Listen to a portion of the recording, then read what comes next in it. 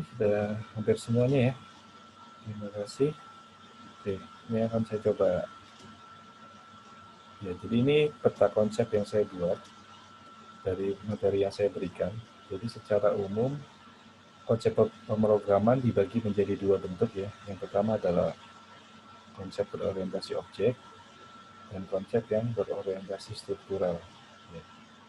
Di mana konsep yang berorientasi objek itu dipecah berdasarkan objeknya, sedangkan untuk yang struktural itu dipecah berdasarkan fungsinya. Nah, dengan dipecah berdasarkan objeknya, maka kemungkinan aplikasi yang terganggu itu hanya sebagian kecil uh, aplikasi atau program itu terganggu hanya sebagian kecil terbatas kepada objek yang sedang diubah. Nah, sedangkan di dalam pemrograman struktural itu ada kemungkinan ketika Anda merubah suatu fungsi itu bisa mengganggu program secara keseluruhan. Nah, itu adalah perbedaan antara objek dengan yang struktural. Di mana sebuah objek di dalam pemrograman berorientasi objek itu secara umum memiliki atribut dan memiliki metode, di mana atribut itu merupakan atau adalah ciri-ciri, sedangkan metode adalah perilaku. Itu secara garis besar yang ingin saya sampaikan di materi yang ada di video. Nah, saya bisa membandingkan pemahaman dari adik-adik semua. Nah,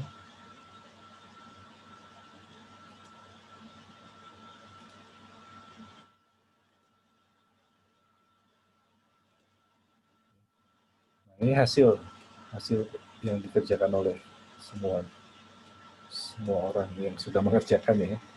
Jadi kalau Anda lihat di sini ada angka-angka ya, misalkan di sini. Nah, ini artinya kalau ini saya sebutnya adalah proposisi ya. Proposisi ini dikerjakan atau di-review oleh 7 orang. Ini angkanya 7 orang. Sedangkan proposisi ini konsep pemrograman berorientasi fungsi itu dikerjakan oleh 1 orang. Gitu ya. Nah, di sini saya bisa urutkan berdasarkan, saya bisa lihat dari sini ya.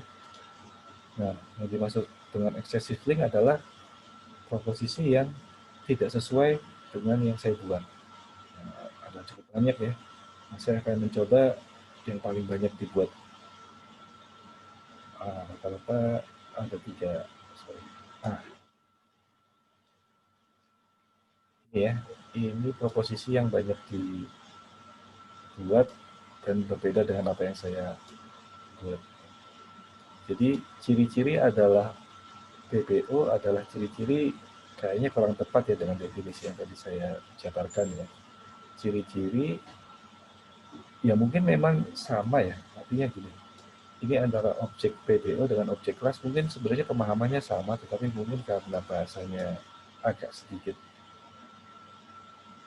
ya, bahasanya sama, tetapi mungkin yang membedakan adalah di sini ada kelas, di sini ada PPO, sehingga apa yang dikerjakan mungkin maksudnya sama ya. Nah, sedangkan di sini agak kurang sesuai ya. Ciri mengganggu sebagian kecil program sepertinya tidak ada di dalam penjelasan saya atau di dalam slide saya. Seharusnya yang mengganggu sebagian kecil program adalah yang pemrograman yang berorientasi objek. Jadi seharusnya proposisi ini berada di uh,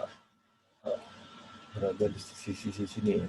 Nah, jika ini dihubungkan dengan sini mungkin penyampaiannya akan lebih baik. Oke. Nah, untuk yang ini juga sama, perilaku mengganggu keseluruhan program, ini juga menjadi agak kurang sesuai menurut saya.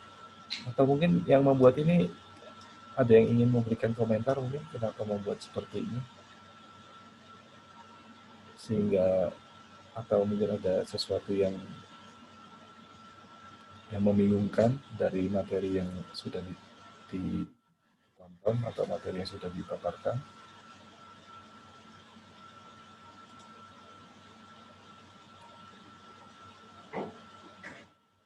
Oke. Oke. Nah, berikut pun juga dengan yang seperti ini ya. Perilaku adalah fungsi. Ini juga sebenarnya secara definisi benar ya.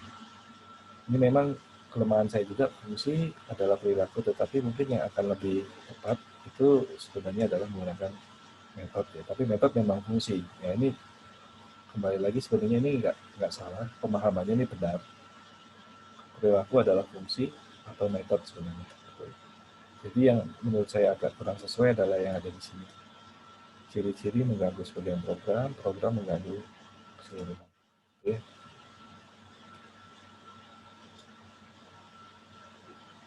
Nah, ini artinya tidak dipakai sama sekali ya. Berarti ada yang kebingungan di sini. Itu berarti ada di uh,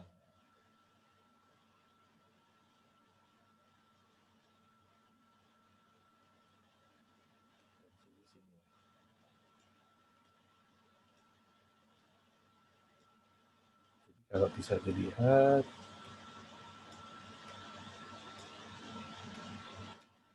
hanya beberapa orang yang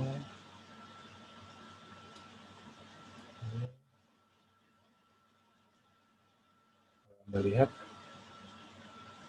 proposisi mana yang well understood.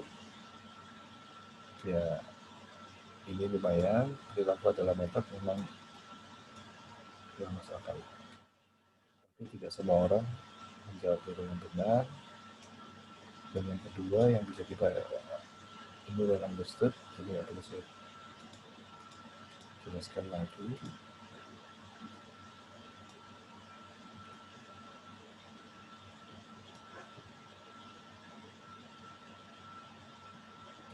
Oke.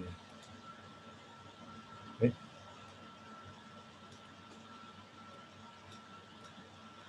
Ada yang ingin tanyakan mungkin silakan angkat tangan. Dari ini saya belum menjelaskan secara rinci ya, saya hanya menjelaskan secara video. Saya ingin melihat pemahaman Anda sejauh mana dari penjelasan video saya. Ternyata sudah membuktikan memang ada beberapa yang kurang bisa memahami. Jika ada yang tanya, boleh raise hand atau langsung di chatting atau menggunakan mikrofon. Tidak ada? Tidak ada atau nggak mau tanya? Atau nggak tahu mau tanya apa?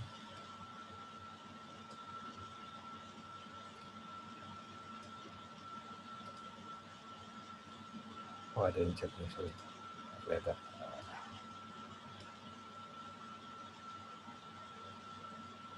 Oh, tidak dulu.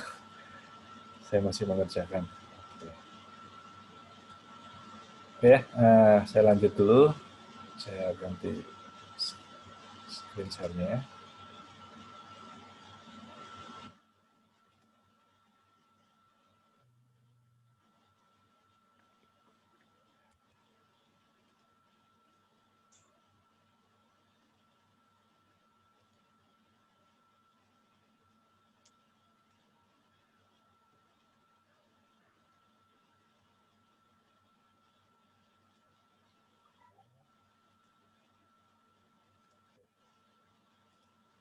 Saya akan ulangi lagi tentang penjelasan yang akan saya berikan. Oke.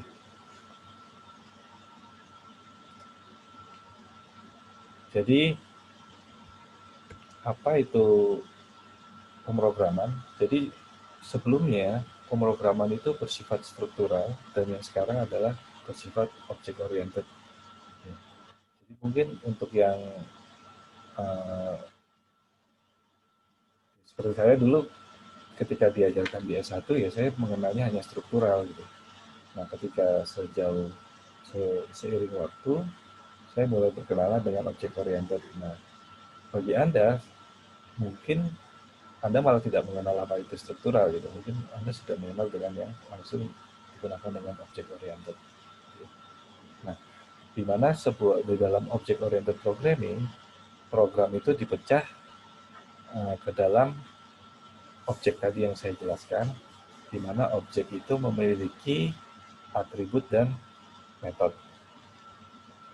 Nah, kenapa sih harus berorientasi objek? Ya, karena itu tadi, di dalam pemrograman berorientasi objek, kita memandang suatu aplikasi itu yang terdiri dari sekumpulan objek yang saling berinteraksi. Dibandingkan kita melihat suatu objek dalam satu benda aplikasi yang di dalamnya terdiri dari banyak fungsi. Nah, itu yang struktural. Nah, kalau yang dalam pemrograman berorientasi objek, itu kita melihat satu aplikasi, di dalam aplikasi itu terdiri dari banyak objek yang saling berinteraksi. Ini perbedaan yang saling mendasar. Nah, contohnya, misalkan Anda ingin membuat suatu game simulasi sepeda gitu misalkan ya. Di dalam pemrograman sebelumnya atau yang pemrograman berorientasi struktural, Anda akan membuat seperti ini ya. Saya buat dulu fungsi sepedanya, lantas saya definisikan variabel-variabelnya, lantas saya berikan nilai masing-masing variabel, lantas saya memberikan nilai dalam variabel tersebut. Ya. Di mana saya memiliki dua fungsi di sini. Nah, fungsi ini dipakai di dalam variabel. Cuman, bayangkan ini baru sepeda. Gimana kalau misalkan saya membuat suatu aplikasi toko, maka di dalam aplikasi itu akan terdiri dari banyak sekali fungsi yang tidak terklasifikasi dengan baik. Ya, walaupun memang di dalam struktural kita juga akan mengenal yang namanya modular. Tapi di dalam modular programming itu nanti hanya akan dikelompokkan berdasarkan fungsi, tapi tidak dikelompokkan berdasarkan nilai-nilai atau atribut-atribut yang dimiliki. Bingung ya penjelasan saya? Oke. Jadi yang jelas intinya di dalam pemrograman berorientasi objek, Anda harus bisa memberikan definisi yang jelas mengenai objek itu. Apa itu definisi yang jelas? Pertama yang harus Anda ingat adalah sebuah objek di dalam pemrograman berorientasi objek itu selalu memiliki dua atau minimal memiliki satu dari dua ketentuan. Ya. Di dalam pemrograman objek ketentuannya adalah satu ada ciri-ciri dan satu ada fungsi atau metode. Ya. Nah, ciri-ciri ini apa? Ciri-ciri ini adalah yang mendefinisikan suatu objek. Misalkan saya punya handphone, jadi saya punya iPad ya. Nah, iPad ini ciri-cirinya apa? Bukan iPad ya, ini iPod ya. iPod ini ciri-cirinya apa? Ciri-cirinya adalah misalkan layarnya ukurannya sekian, warna background belakangnya adalah pink, terus warna dasarnya adalah putih. Nah, itu ciri-cirinya. Nah, fungsinya apa? Fungsinya misalkan bisa menyetel musik, terus bisa melakukan foto, bisa membuat catatan, bisa merekam. Nah, itu fungsinya. Jadi fungsinya ini apa? Fungsi utamanya adalah memainkan musik. Nah, ciri-cirinya apa? Kapasitas penyimpanan 2 GB, kapasitas penyimpanan 4 GB, kapasitas layar sekian megapiksel, gitu ya. Nah, jadi kalau bisa dilihat, ciri-ciri adalah suatu nilai yang dimiliki oleh suatu objek. Sedangkan fungsi adalah sesuatu yang bisa dilakukan oleh objek itu sendiri. Sampai di sini ada yang masih belum jelas? Jika ada yang belum jelas bisa ditanyakan. sebelum saya masuk ke yang lain.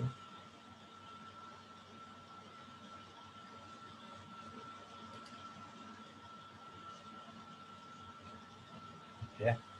Nah, ini saya contohnya dunia nyata. Lantas bagaimana dengan korelasinya dengan pemrograman?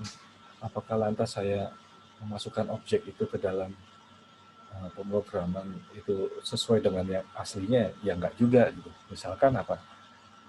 Misalkan uh, saya ingin membuat aplikasi toko gitu ya. Nah, maka bagaimana objek saya mau jualan iPod ya di dalam toko. Posisi ini bagaimana objek iPod ini di dalam aplikasi toko itu. Nah, maka yang saya lihat bukanlah iPod, tetapi yang saya lihat objeknya apa? Barang. Gitu ya.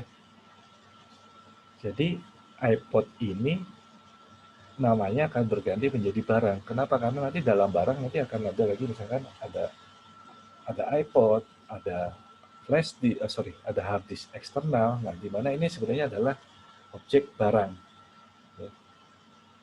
Jadi tidak perlu definisinya secara rinci adalah nanti ada objek iPod, ada objek barang, nggak seperti itu.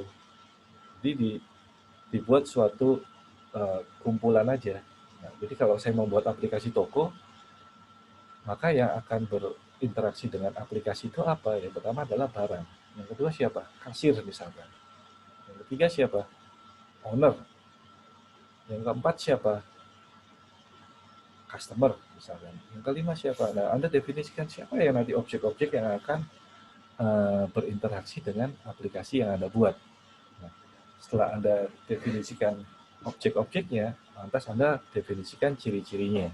Nah, misalkan barang, ciri-cirinya apa yang akan saya butuhkan di dalam aplikasi toko.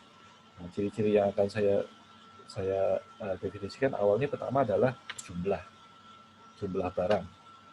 Jumlah barang itu bisa menjadi atribut dari barang itu sendiri. Yang kedua apa? Yang kedua adalah misalkan ada yang namanya merek barang. Ini mereknya Apple, ini mereknya Seagate gitu ya. Ini akan membuat perbedaan dari masing-masing objek, ciri-cirinya. Lantas metodenya apa atau fungsinya daripada objek barang yang akan saya pakai apa? Misalkan barang dibeli, barang diisi kembali, atau kita barang dijual misalkan. Nah, itu akan menjadi metode dari objek barang. Paham sampai di sini? Ada yang kurang jelas mungkin? Ini untuk sementara dulu ya. Ini hanya gambaran umum dulu. Nah, terus bagaimana dengan objek yang lain? Misalkan objek kasir. Nah, untuk objek kasir, atributnya apa kira-kira? Ada yang bisa jawab nggak? Atribut yang akan dimiliki oleh kelas objek kasir. Ada yang bisa kasih? Gimana? Bisa menambah pasukan barang. Oh, itu kan, oke, itu metode. Yang saya tanya atributnya. Atributnya dulu. Atributnya kasir. Nama. Nah, oke, betul. Yang kedua? Terus umur kasir. Kira-kira umur perlu nggak dipakai untuk aplikasi toko? Kayaknya nggak perlu. Nah, kalau nggak perlu. Bisa nama, bukan nama, alamat, kemudian nomor handphone. Oke, nah itu bagus sekali ya. Jadi kayak tadi umur sebenarnya kita punya umur, tetapi apakah perlu dimasukkan ke dalam sistem? Nggak perlu ya. Jadi ya nggak usah dimasukkan, walaupun itu adalah satu-satu bisa menjadi ciri dari objek, tetapi ketika ciri-ciri tersebut tidak dipergunakan atau tidak diperlukan, maka tidak perlu ditampilkan atau tidak perlu didefinisikan. Paham ya? Jadi misalkan untuk kasir tadi ada ID kasir, nama, alamat, terus yang ketiga, keempat misalkan password. Nah, sekarang untuk metodenya kira-kira apa? Barang, Gimana? input jumlah barang, Oke, terus menghapus stok barang yang tidak tersedia. oke. Itu kira-kira tugasnya kasir apa bukan? Eh, Kayaknya kasir melakukan itu transaksi pembelian Oh, sama. oke. Oke, berarti melakukan revisi ya. Ya. Nah, oke. Nah, baik. Nah, ini sebenarnya memang kadang-kadang sedikit rancu ya. Nah, rancu dalam artian begini. Kasir itu adalah objek yang jelas. Nah, ketika dia melakukan tadi yang disebutkan Masnya input jumlah barang, input jumlah harga, sebenarnya ini kan yang dilakukan oleh kasir secara secara apa namanya? Secara non komputerisasi. Artinya secara secara apa namanya? Secara langsung juga enggak ya. Secara hmm, secara nyatanya. Tetapi kalau secara sistem tidak bisa seperti itu ya. Nah, kalau secara sistem dia hanya bisa melihat fungsinya. Misalkan apa? Kasir memasukkan jumlah barang, tetapi sebenarnya itu dimasukkan kemana? Dimasukkan ke dalam transaksi. Betul ya? Nah, transaksi di sini, kalau saya bilang tadi adalah eh, saya mengatakan transaksi, maka sebenarnya transaksi itu bisa juga menjadi sebuah objek. Ya. Jadi objek itu tidak selalu benda benda solid ya atau benda nyata, tetapi objek itu juga bisa berupa konsep. Nah, konsep itu seperti apa ya tadi yang saya bilang bisa berarti juga adalah sebuah transaksi. Nah, transaksi itu bisa menjadi sebuah objek. Ya. Nah, kira-kira untuk proses input barang, input barang yang dibeli atau transaksi jual atau transaksi beli itu masuknya ke objek kasir atau ke objek transaksi kira-kira lebih sesuai ini. Transaksi, Pak. Nah, terus kalau gitu kasir fungsinya apa? Metodenya kasir apa? Metodenya kasir mungkin yang paling nyata adalah melakukan login system yang pertama. Ya. Yang kedua, eh, melakukan kalau melakukan transaksi agak kurang. eh, yang kedua mungkin untuk kasir adalah eh, apa ya, mengganti nama kasir atau mengganti nama atau mengganti password kasir. Nah, itu akan lebih lebih lebih lebih nyaman untuk dipakai di pemrograman. Nah, sedangkan untuk yang bersifat tadi menjual barang atau bukan menjual barang ya lebih tepatnya eh, transaksi jual, transaksi harga itu lebih tepatnya dimasukkan ke dalam metode milik daripada objek transaksi. Nah, objek transaksi juga pasti memiliki atribut. Nah, atributnya apa? Ya, bisa jadi ID transaksi, tanggal transaksi, harga transaksi, bukan harga ya, total transaksi mungkin, atau juga nanti ada yang namanya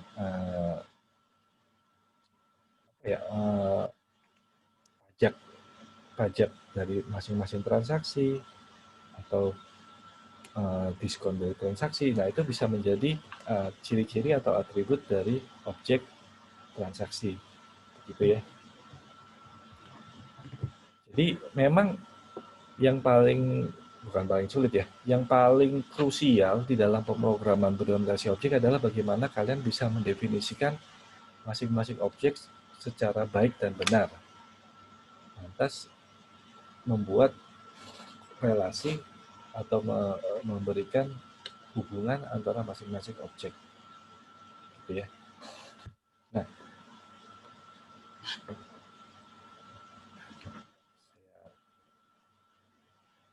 lagi ke di dalam berorientasi objek akan seperti ini nantinya. Ini nanti akan menjadi atribut dan ini akan menjadi metode, di mana metode akan menjadi function. Hampir mirip dengan yang orientasi struktural tadi. Nah, tetapi yang membedakan nanti ada di sisi program utamanya ya. Nah, ini bagaimana kalau ada dua sepeda dan bagaimana menambahkan? Nah, maka di dalam struktural Anda harus mendefinisikan variabel secara berulang ya. Jadi untuk satu sepeda Anda akan membuat variabel seperti ini, untuk sepeda berikutnya Anda akan mendefinisikan hal yang sama, hanya dibedakan nama variabelnya saja. Jadi untuk merek 1 adalah poligon dan merek 2 adalah ini. Kecepatan 1 miliknya poligon adalah ini, kecepatan 2 miliknya memcycle adalah sekian. Maka Anda harus membuat ulang atau menulis ulang ketika Anda ingin membuat dua buah barang atau dua buah sepeda. Nah, gimana kalau ada 10 sepeda? Ya, maka Anda harus membuat ini sebanyak 10 kali. Gitu ya. Nah, sedangkan di dalam pemrograman berorientasi objek, ya, Anda hanya cukup mendefinisikan objeknya satu kali, ya.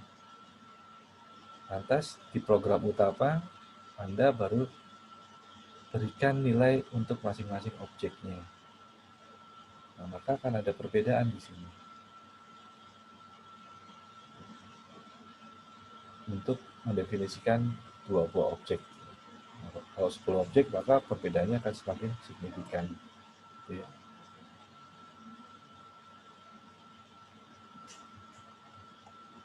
Nah, di dalam konsep berorientasi objek, ada beberapa aspek yang ditawarkan di sini. Yang pertama tadi adalah objek, dan kedua adalah kelas, yang ketiga adalah konsep enkapsulasi, inheritance, dan polymorphism.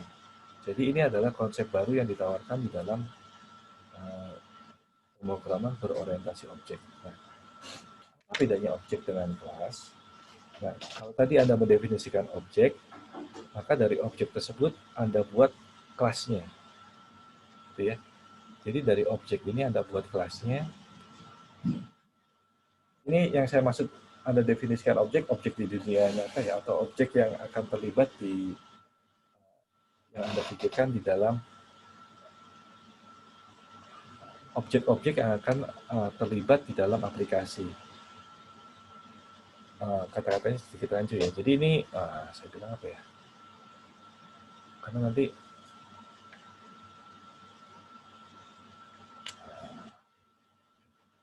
objek yang pertama Anda definisikan tadi, misalkan akan ada kasir, akan ada transaksi, akan ada yang namanya customer, akan ada yang namanya tadi pimpinan gitu ya. Itu adalah objek-objek yang akan terlibat, Anda definisikan di awal, yang akan terlibat di dalam aplikasi yang Anda buat, misalkan ya, ada 4 objek ini. Nah, dari 4 objek ini, di dalam pemrograman Anda lantas buatkan kelasnya. Nah, kelas ini, yang dimaksud dengan kelas ini adalah yang seperti ini tadi saya bilang. Ini adalah kelasnya. Nah, dari sebuah kelas ini, nanti akan bisa menghasilkan objek di dalam pemrograman. Gitu ya. Nah, ini yang dimaksud dengan objek di dalam pemrograman. Ini objek 1, ini objek 2. Bingung ya?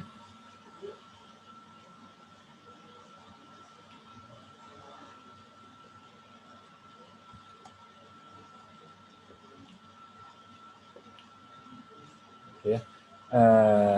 Sambil jalan aja dulu, nanti akan saya berikan sedikit beberapa pemahaman atau contoh yang lebih baik. Ini memang masih sedikit ulasan ya. Nah, jadi yang tadi saya bilang, Anda mendefinisikan objek, yang akan dipakai dalam sebuah program, di mana nanti Anda definisikan state serta behavior-nya atau atribut beserta fungsinya. Nah, objek yang tadi Anda dalam berpikiran secara software, itu memang dimodifikasi sesuai dengan yang ada di dunia nyata. Oke. Nah, state yang tadi saya sebutkan atau atribut itu adalah ciri-ciri yang mendefinisikan dari objek tersebut, dan behavior adalah sesuatu yang bisa dilakukan oleh objek tersebut. Nah, sedangkan kelas kalau secara definisi adalah blueprint atau cetak biru atau prototype ya.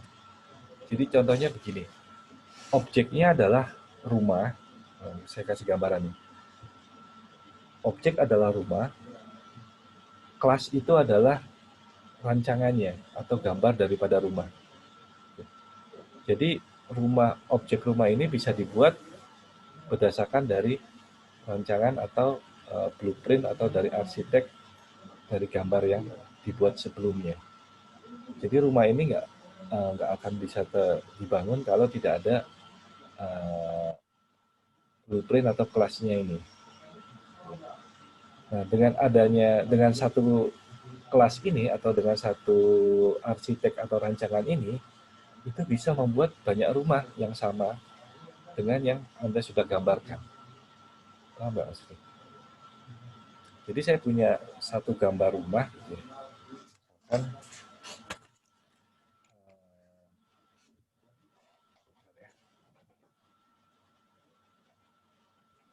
misalkan saya punya gambar rumah seperti ini, jelek ya. Nah, dengan gambar ini, saya bisa membuat objek yang sama dengan yang saya gambarkan sebanyak berapapun yang ingin saya buat.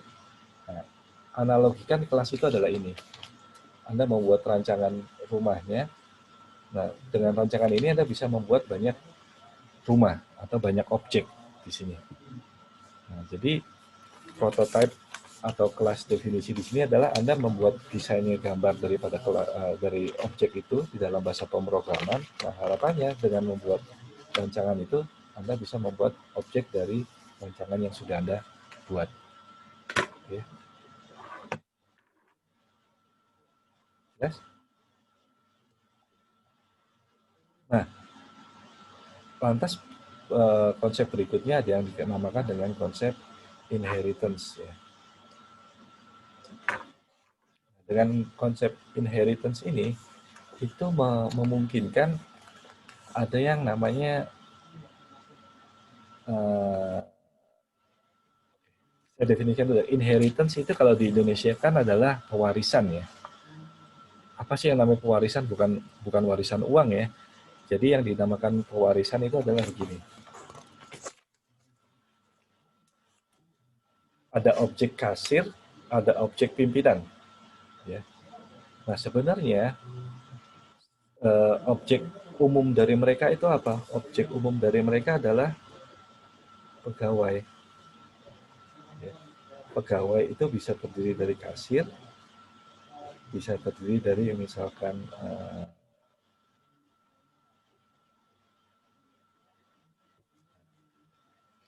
ya. Jadi grup kelasnya itu adalah pegawai. Nah, pegawai ini bisa diturunkan menjadi kasir dan bisa diturunkan menjadi pelayan. Ya. Nah, yang membedakan antara pegawai membedakan antara kasir dengan pelayan itu adalah nanti sifatnya mungkin ya. Jadi dalam hal ini, dalam konsep pemrograman berorientasi objek itu bisa dibedakan berdasarkan fungsi dari masing-masing objek. Tetapi mereka juga bisa memiliki ciri-ciri atau fungsi yang sama sehingga Anda tidak perlu membuat berkali-kali. Nah, misalkan yang namanya pegawai pasti punya nama, yang namanya pegawai pasti punya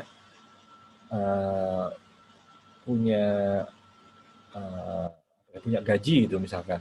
Nah, maka ketika ada objek kasir, itu di dalam objek kasir ini Anda nggak perlu lagi mendefinisikan nama, Anda nggak perlu lagi mendefinisikan gaji. Kenapa? Karena si kasir ini merupakan turunan daripada kelas pegawai, di mana semua atribut yang dimiliki oleh pegawai itu pasti akan dimiliki oleh atribut kasir.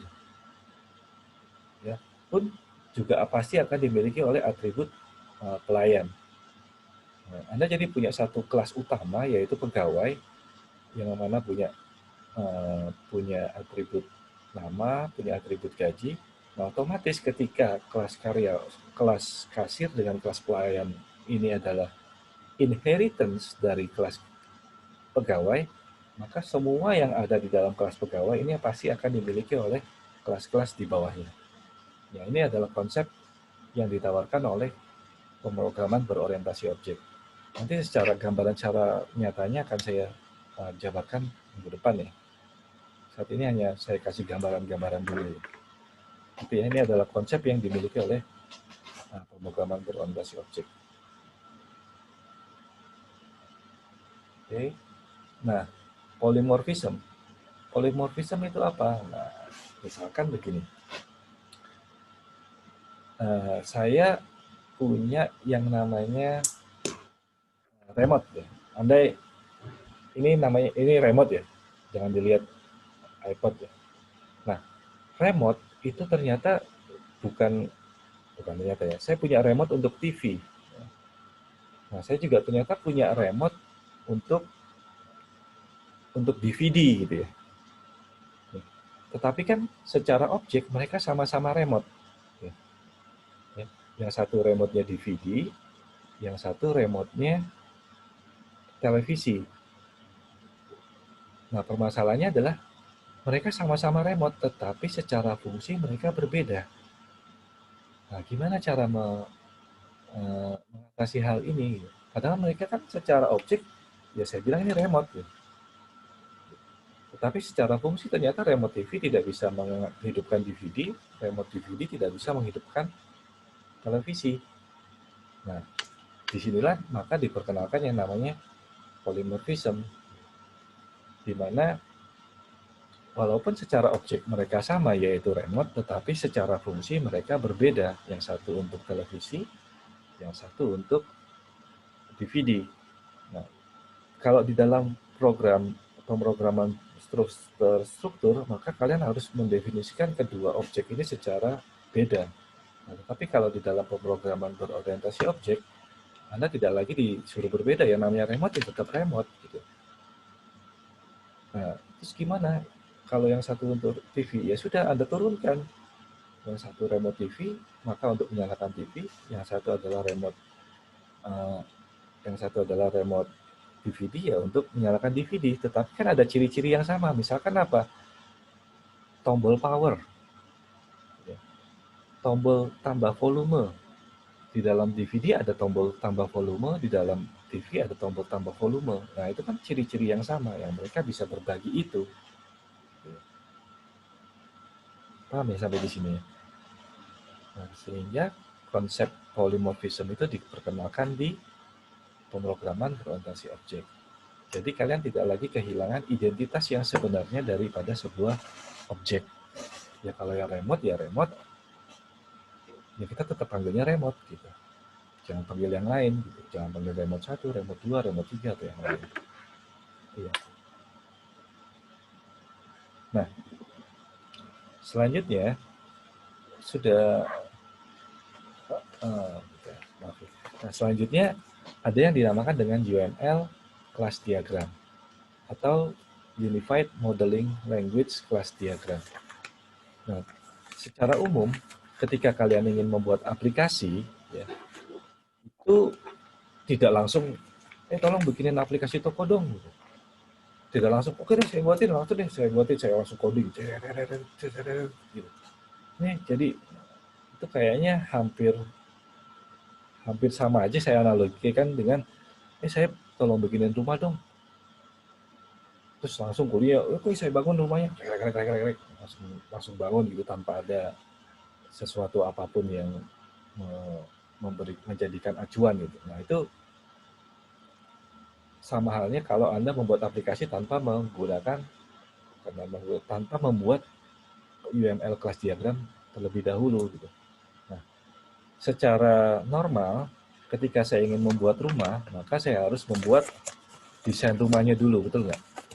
Nah, supaya apa? Supaya jadi saya tahu luas tanah saya berapa, terus dari luas tanah tersebut mau saya bagi menjadi berapa kamar, pintunya di mana, jendelanya berapa. Ya betul, UML bisa dibilang sketsa atau kalau bisa dibilang ya desain atau arsip atau rancangan ya.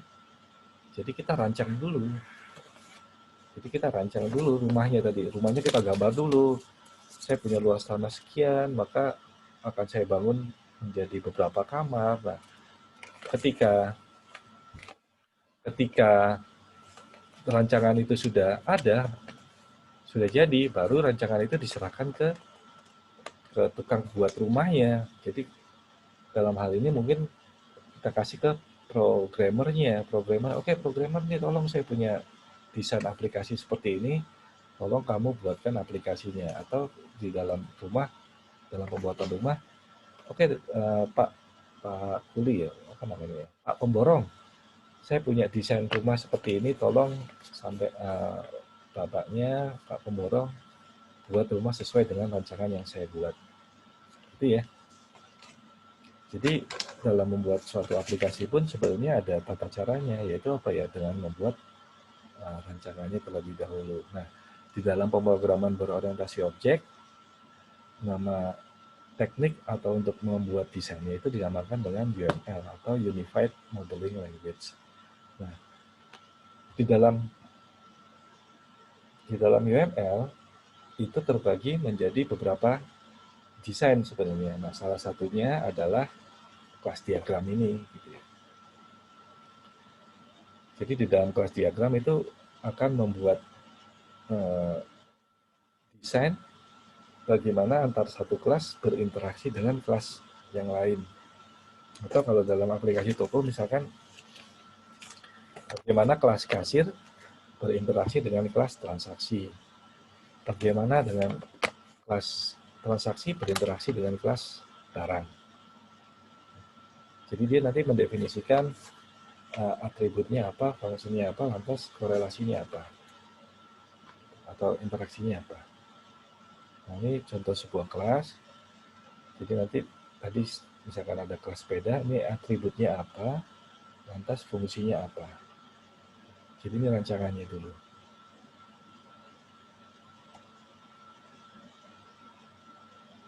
Gitu ya. Nah, untuk pertemuan pertama ada tugas ya. Nah, untuk latihan kalian supaya bisa lebih baik, seperti yang tadi sudah saya jelaskan sebelumnya. Nah, saya ingin coba kalian mendefinisikan objek dalam suatu aplikasi. Misalkan saya ingin membuat aplikasi toko, saya ingin membuat aplikasi perpustakaan, saya ingin membuat aplikasi persewaan, saya ingin membuat aplikasi apa ya namanya, aplikasi si akad misalkan. Nah, kira-kira objeknya apa aja sih yang akan dibutuhkan? Nah, coba kalian pikirkan objek-objek apa saja, ya minimal 5 lah kalian coba definisikan objek-objeknya, lengkapi juga dengan atribut dan metodenya. Kira-kira fungsi ini, objek ini atributnya apa ya? Metode ini atributnya apa? Metode ini apa ya di masing-masing objek itu? Bisa nggak kira-kira? Susah nggak?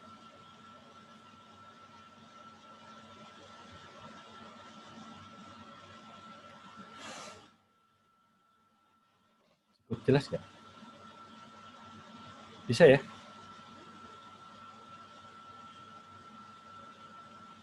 Yang jelas begini, kembali lagi tadi yang penekanan yang saya bilang di awal, kalian coba dulu secara pribadi. Nggak usah tanya sama teman lah, anggap teman yang Anda tanyakan salah. Cobalah Anda belajar untuk memahami diri Anda sendiri, apakah saya bisa atau tidak memahami pelajaran yang saya terima saat ini.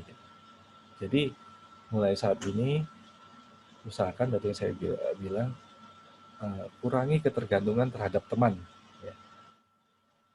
Jadi salah pun tidak apa-apa. Saya justru menghargai Anda yang salah, tetapi hasil pekerjaan sendiri. Nah dengan seperti itu, maka saya bisa memahami, oke, Anda ternyata kurang paham di sini. Oh ya, ternyata Anda kurang paham di sini. Nah, sehingga saya bisa memberikan treatment atau bisa memberikan perlakuan yang sesuai bagi Anda yang kurang di sisi sini, kurang di sisi situ, atau Anda tidak paham di sisi sini, Anda tidak paham di sisi situ. Begitu ya. Jelas ya?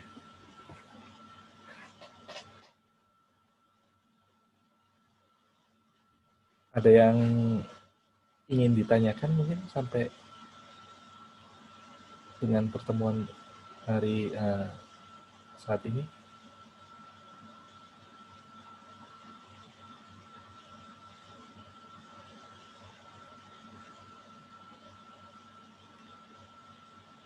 Masih sariawan ya? Atau belum mandi ya? Malu. Oke, karena jangan dibuat kertas ya. Kalian ketikkan aja di notepad dulu.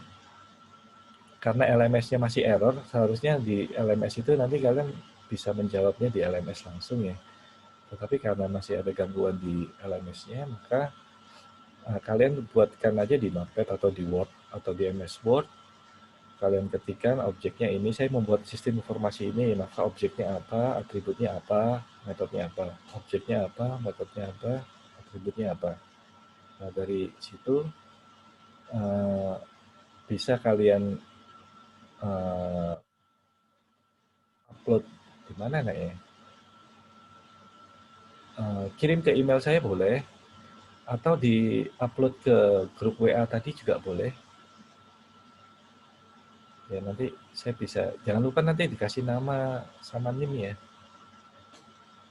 Jadi saya bisa melihat. Untuk deadline pengerjaannya. Kira-kira berapa lama untuk mengerjakan? 1 bulan? 2 bulan? Di Google Drive juga boleh. Tapi Google Drive-nya siapa ya? Untuk sementara di Google Drive-nya ada yang berkeinginan untuk membuat drive, nanti dikasih. Nanti untuk minggu berikutnya nggak usah pakai drive. Minggu berikutnya nanti akan ditampung di LMS ya harapannya. Hanya untuk pertemuan kali ini saja dulu. Kira-kira 2 bulan kelamaan nggak untuk tugasnya?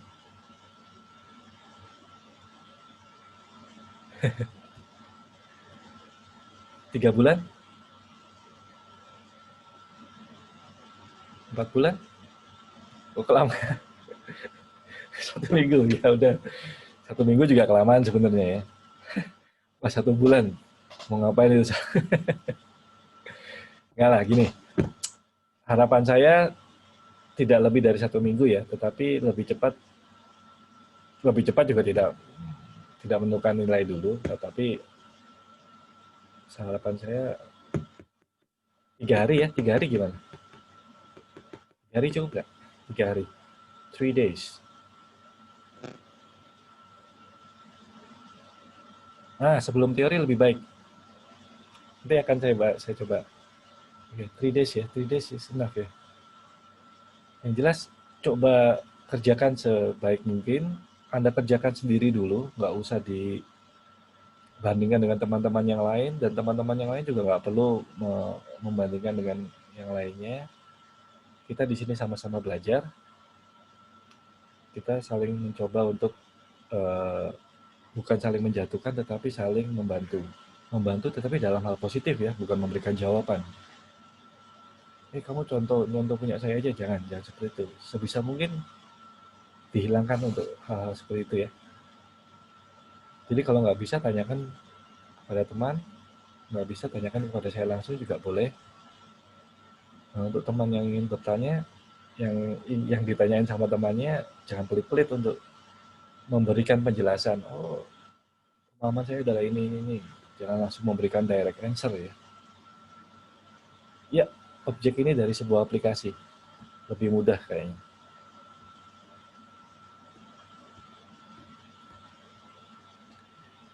Jadi, saya ulangi lagi ya. Jadi, kalian coba pertama, kalian ingin membuat aplikasi apa, tentukan dulu sendiri.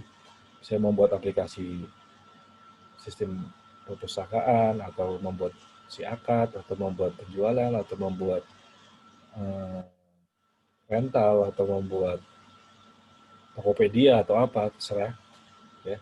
Nah, dari aplikasi yang ingin Anda buat itu, Anda coba tentukan minimal 5 lah. 5 objek apa aja yang akan masuk ke dalam sistem itu. Atau 5 maksimal deh, 5 maksimal deh. Minimalnya 3 deh. Maksimal 5 objek dari aplikasi yang ingin Anda buat. Aplikasinya terserah. Nah, dari objek yang Anda sudah definisikan, Anda tentukan atribut dan metodenya. Oke.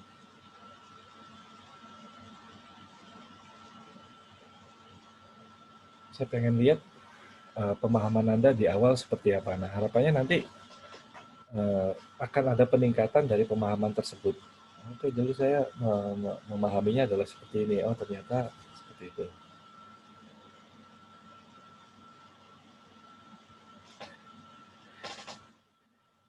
Oke, jadi kalian tentukan dulu bayangannya. Saya ingin membuat aplikasi. Paham sampai di sini?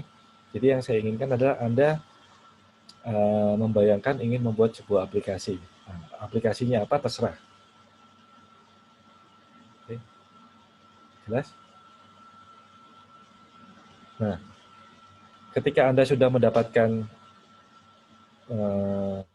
aplikasinya, oke, saya mau buat aplikasi rental gitu misalkan. Nah, aplikasi rental ini kira-kira objeknya apa aja ya? Ya. Nah, kalau Anda misalkan tentukan objeknya, aplikasi ini adalah objek A, objek B, objek C gitu ya. Anda tentukan dulu objeknya.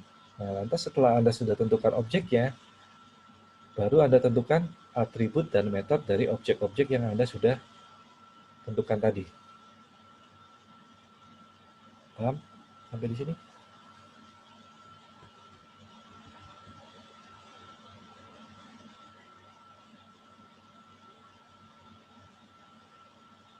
Ada yang masih belum jelas?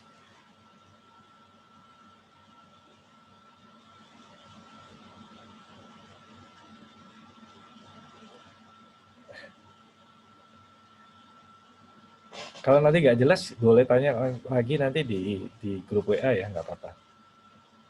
Tapi harapan saya, kelas ini sebisa mungkin aktif ya. Aktif bertanya, aktif menjawab, aktif mengerjakan. Nggak perlu malu untuk lebih jelek dari temannya.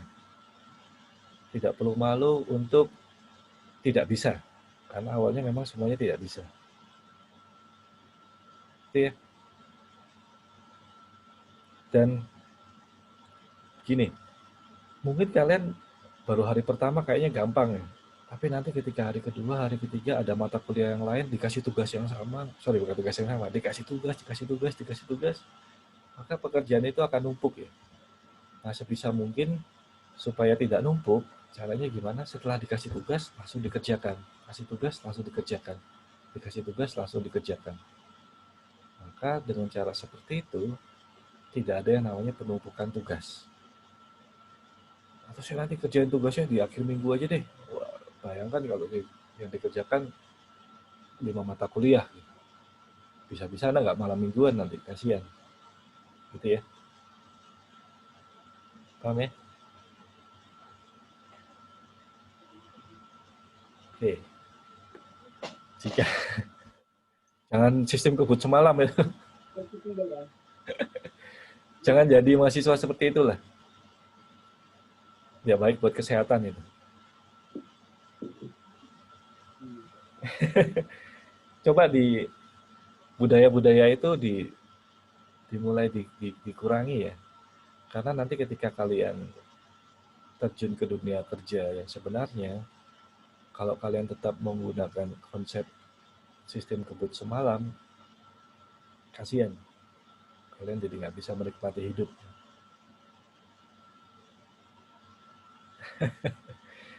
Sistem kebut sebulan. Gimana caranya ngebut kalau sebulan? Bukan objek nyata, tapi objek di dalam program yang akan kalian buat ya. Ya awak.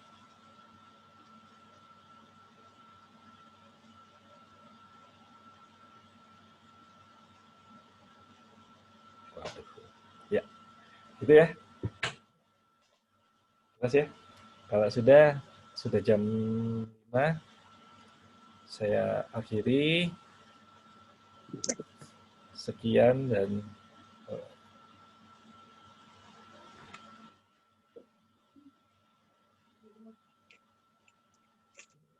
suara saya noise ya. Kayaknya memang speaker saya, mic saya, mikrofon saya masih belum baik.